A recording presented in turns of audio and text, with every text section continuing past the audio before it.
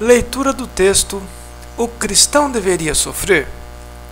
Queridos irmãos, gostaria de compartilhar acerca de algo que muito me espantou e me levou a inquirir da palavra do Senhor, a fim de compreender um novo ensino que eu ouvi alguns dias atrás, sendo ministrado por um dos pregoeiros dos modismos evangélicos. Eis a frase que tanto me impressionou: somos filhos de Deus. Desta forma, se temos um Pai tão rico, dono do ouro e da prata, não podemos permanecer pobres. Afinal, nosso Pai é rico, portanto, somos herdeiros e temos que ser ricos.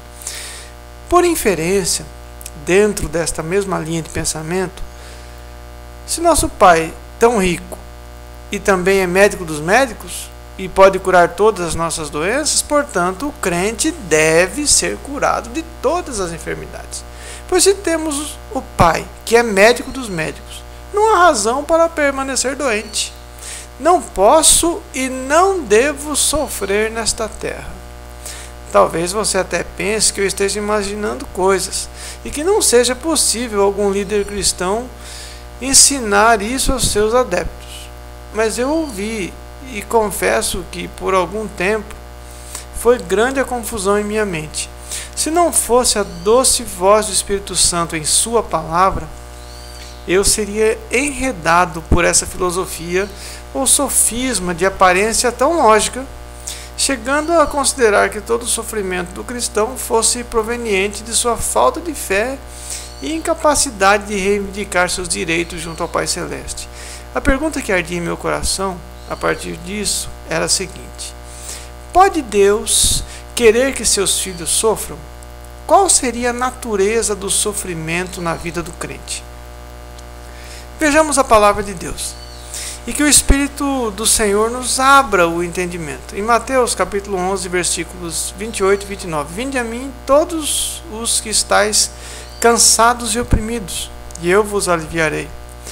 Tomai sobre vós o meu jugo, e aprendei de mim, que sou manso e humilde de coração, e encontrareis descanso para as vossas almas, porque o meu jugo é suave e o meu fardo é leve. Bom, então, diante deste fardo leve, poderemos supor que o pregoeiro deste ensino acerca do cristianismo indolor, cheio de sucesso e riquezas, poderia estar com razão. Nesse momento, quero pensar acerca da vida de Jó. Quero lembrar que este foi o primeiro livro a ser escrito em toda a Bíblia, e que talvez haja uma razão especial para isso. Abraão, o pai da fé, nem ainda havia nascido quando Jó, matriculado na faculdade do Espírito Santo, aprendia a conhecer a Deus através do sofrimento. Ele foi, talvez, um dos primeiros alunos dessa escola, já que, como disse, cronologicamente foi o primeiro livro a ser escrito. Talvez você pergunte, mas afinal, existe uma faculdade que nos ensine a conhecer Deus? Eu diria que a resposta é sim. E parece que a grande ênfase dessa escola esteja naquela que talvez seja a principal disciplina: o sofrimento. Nosso irmão Jó, no auge de sua angústia, após ter perdido seus filhos, sua saúde, sua fortuna e seus amigos, faz uma oração que parece ser uma ofensa ao nosso Deus, mas que tem pelo menos um mérito: ela era sincera.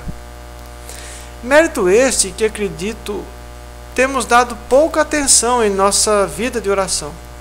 Jó orou assim: foi concebido um homem, escureçam-se estrelas do seu crepúsculo, que espere a luz e não venha, e não veja as pálpebras da alva, porque não morri eu desde a madre, e em saindo do ventre não expirei.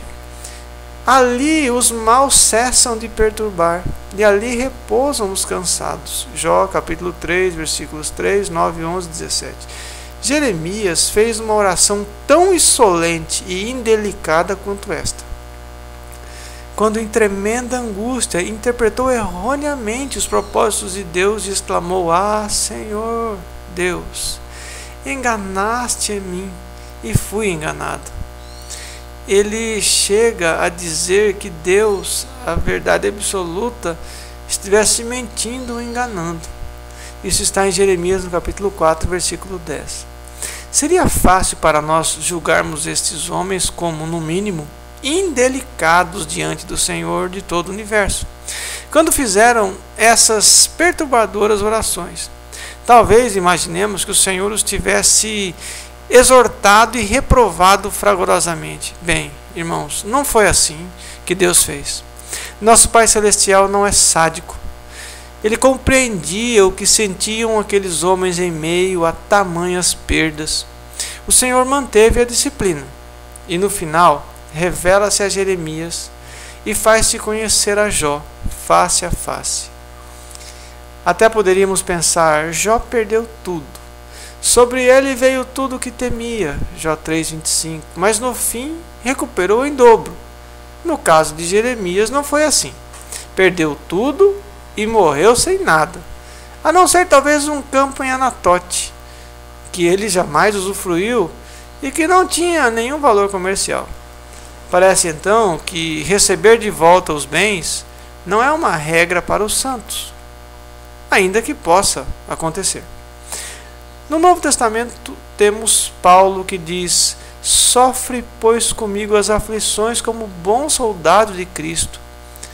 Por isso sofro trabalhos e até prisões como um malfeitor, mas a palavra de Deus não está presa.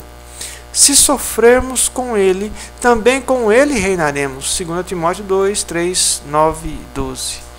Porque a vós vos foi concedido em relação a Cristo, não somente crer nele, mas também padecer ou sofrer por ele.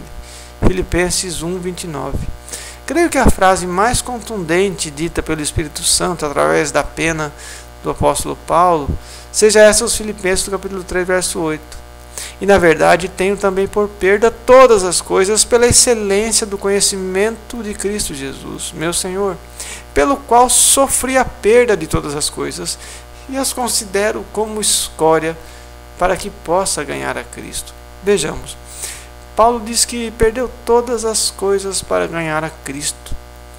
Creio que isso pode nos deixar confusos, pois iniciamos este estudo imaginando que em Cristo, nosso Senhor e Deus, 2 Pedro capítulo 1, versículo 1, encontraríamos um fardo leve e também o ganho de toda sorte de bens materiais e saúde, já que Ele é o dono de tudo. Certamente nos dá o direito a estas heranças e favores terrenos.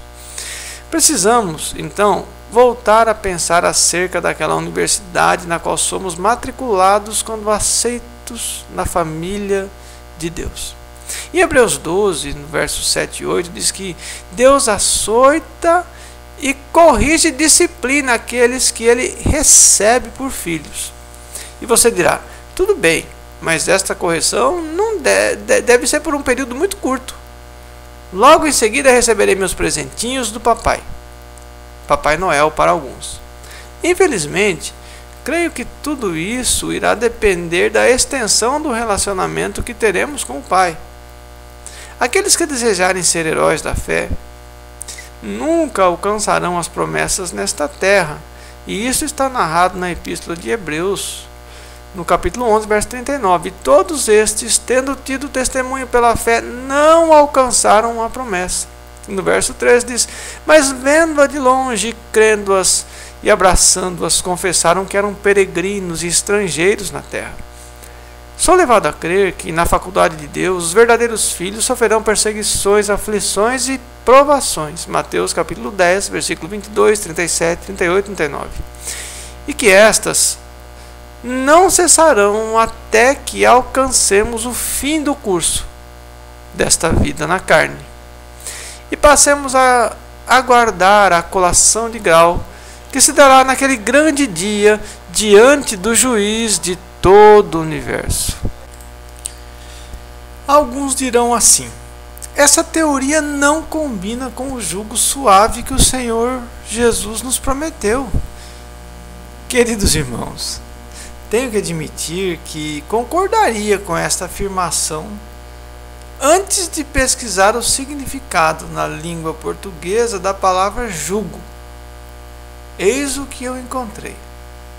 Jugo, canga, junta de bois, sujeição ou submissão, domínio moral. Domínio moral.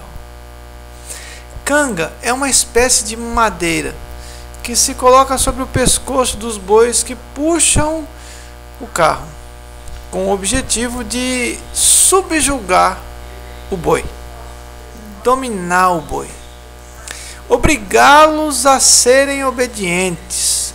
Sujeição, domínio moral e submissão, creio que são palavras que não necessitam de maiores explicações. Sei que isso parece não ter muito sentido, afinal, por que esta palavra jugo está aqui?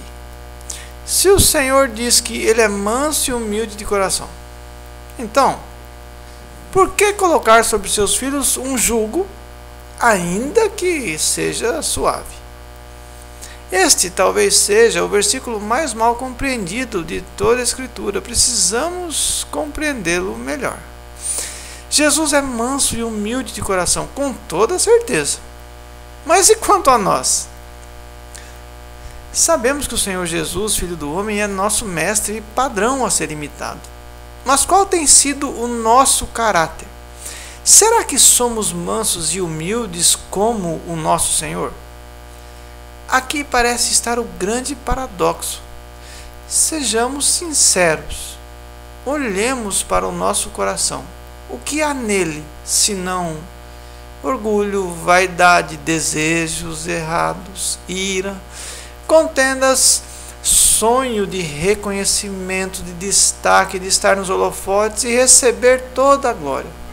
Não foi isso que a serpente disse a Eva na tentação de todos os homens? E sereis como Deus? O insaciável desejo de grandeza e poder não tem dominado o homem desde então? Verdadeiramente, Jesus é manso e humilde de coração. A Bíblia está correta e nós temos que expressar Cristo em nossa vida. Nós, porém, somos maus e perversos. Qual a solução? A meu ver, irmãos, aqui encontramos o jugo do Senhor. Ele irá nos conformar a Ele mesmo, fazer-nos semelhantes a Ele. E como Ele irá fazer isso? Este é o jugo, uma canga para bois, que fará de nós antes pessoas perversas e desviadas. Efésios 2:2. Agora, após o jugo, novas criaturas, transformadas à imagem de nosso Senhor. Como bem disse C.S. Lewis, Jesus diz: tome a sua cruz. Em outras palavras, é como ser surrado até a morte num campo de concentração. E no minuto seguinte ele diz: meu jugo é suave e meu fardo é leve. E ele está querendo dizer as duas coisas. O caminho cristão é, ao mesmo tempo, muito fácil e muito difícil. Estar sob o jugo não é algo que facilmente iremos compreender ou aceitar. Mas quando dizemos a um fazendeiro para colocar um potro indômito, ou seja, um cavalo selvagem, sob seu jugo, ele logo saberá o que fazer. Ele calçará as esporas, pegará o chicote, montará sobre o animal e não o deixará até que este esteja completamente submisso à sua vontade. Sabemos que este não é o melhor exemplo, principalmente para os cristãos que acreditam estar em grande justiça e santidade de vida e que jamais teriam coragem de admitir quanta sujeira ainda habita em seus corações e também na maior parte dos seus secretos pensamentos. Pensamentos estes que não são secretos ao Pai que tudo vê. A suma é: estamos nos preparando para morar com nosso Pai Celestial, cujo padrão de vida está expresso em 1 Pedro 1,16? Sede santos, porque eu sou santo. Este é o padrão, ser como Ele é. O que faremos para chegar nesse nível de santidade? Este é o nível que Ele preparou para os que o amam verdadeiramente. Devemos almejar, sinceramente, chegar a esse padrão para estar eternamente com o Senhor. e desejo convocar você, meu irmão, a esta escola do Senhor. Não se esconda dele. Jamais pense que seu padrão de vida é suficientemente alto. Sempre louve a Deus nas lutas e aflições. Tenha certeza que quanto mais longa a escola do sofrimento, maior será o brilho do seu caráter cristão. Este foi o caminho de todos os escolhidos que deram testemunho de uma fé inabalável e que foram moldados como pedras preciosas nas mãos do grande artífice. Que Deus muito os abençoe. Amém.